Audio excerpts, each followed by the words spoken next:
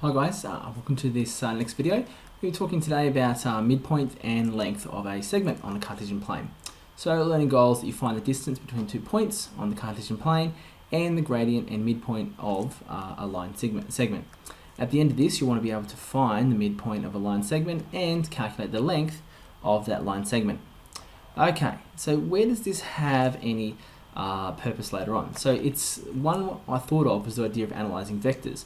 So just say we know that there's we've got a force being applied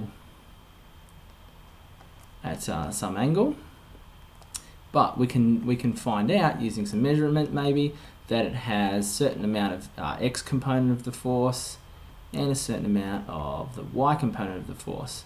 We can use those to build up an idea of how big is the actual force itself by measuring those sort of different components of it, okay? And as you can see, that might have been given the hint to you with your ideas already on Pythagoras theorem that, oh look, we've got a right angled triangle, we can probably use Pythagoras theorem, and that's what we're going to see, okay? So this has a lot of application in physics later on, and so strap yourselves in because this is a good one to get a handle on. Okay, so to find the midpoint of a line segment, you can either inspect the Cartesian plane or calculate it using averages.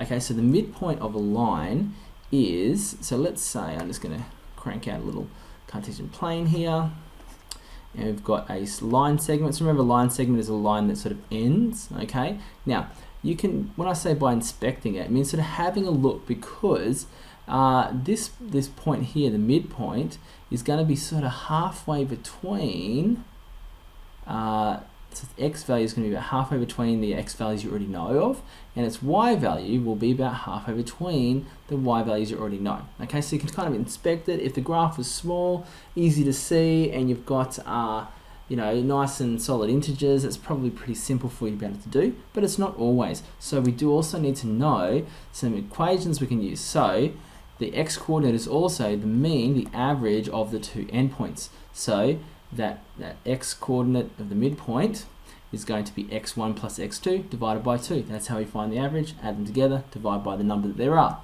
Okay, the y-coordinate is obviously the mean of the two endpoints with its y component. So y midpoint is y1 plus y2 divided by 2. And we can sort of all chuck it together in this giant looking thing. The midpoint, remember, we're going to get some xy out in the end. Okay, so that's that x component from up top, that's just come down to there, and this one's just come down to there. So it's nothing too scary, and we're going to see that play out in an example towards the end. So don't worry if that's sort of like, ooh, how do I use that? You're about to see. Okay, now to calculate the length of a line segment, we use Pythagoras theorem. So here's a line segment I've drawn, and so we've got 1 point, oops, better put some brackets around that one. So we've got 1 point being 3, 1, the other one being 8, 9, and I'm sure you can see that we can form a little right angled triangle here, okay, between those midpoints. Okay, so here's a little right angled triangle, and we can use our A, B, and C for our Pythagoras theorem, okay, to figure out how long, what is the distance between these 2 points. Okay, now, how do we go about finding this B then? Because remember, yeah, when it's integers, maybe it's easy to find out, but it's not always going to be the case.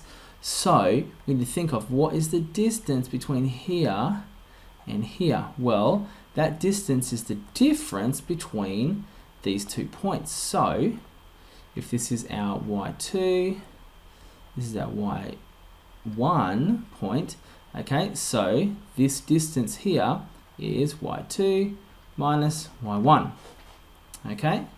Then this distance here, our A length, is obviously, as you can see, x2 minus x1, and also known as delta y. I'd like you to really start thinking about it that way, delta y, and this one's obviously delta x, okay? So let's sort of start to write this down of how it will kind of look. So we've got c squared, right, it's nice and dark. So c squared equals a squared plus b squared. That's our Pythagoras theorem written for us nicely there. Right, we're not going to play with c squareds for the moment. All right, so A we saw is delta x. So remember when we substitute, let's use some brackets. So delta x squared plus delta y squared. I'm just substituting what we figured out B was here and A was here into this formula. Okay, so delta x squared plus delta y all squared. Right, let's start doing some algebraic excitement down here. Right, so delta x is x2 minus x1 all squared plus y2 minus y1 all squared. So let's c squared over this side, I'm not going to worry about it. Okay, well actually I'll chuck it in now, c squared. Right, so we're nearly there at the point at which I think is the formula you can kind of remember if you need to, although thinking about it with Pythagoras theorem is probably the best way to go about it. Okay, and so we chuck in here,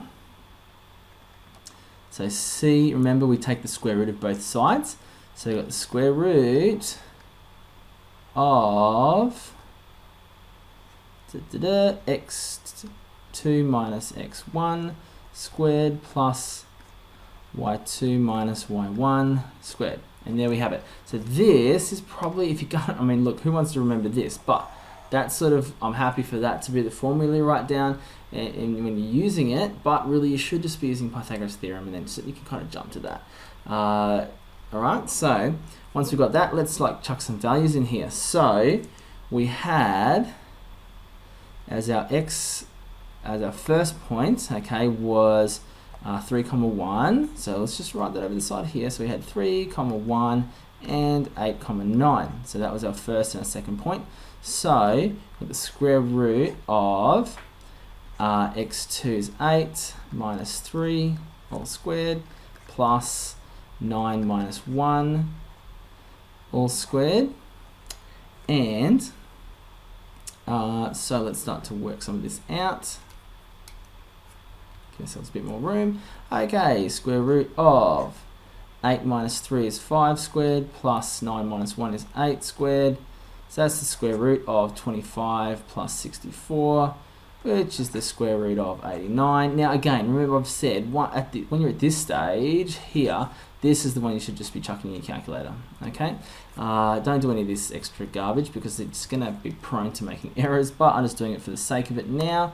So the square root of 89 is about, so therefore C is about, not 2, 9.4, what do I calculate? 443. Okay, so that's how we calculate the length of that line segment. Okay, now you don't need to do all that working every time, but at least sort of start off with this yellow one at the very least. Okay, now just quickly let's look at our finding the midpoint. So remember we can use our big formula that m is equal to x1 plus x2 over 2, comma y2 plus y1 over 2. Right, and so our x1 from before, our 2 points were 3, 1 and 8, 9. So x1 plus x2 is 3 plus 8 over 2, and y2 and y1 is 1.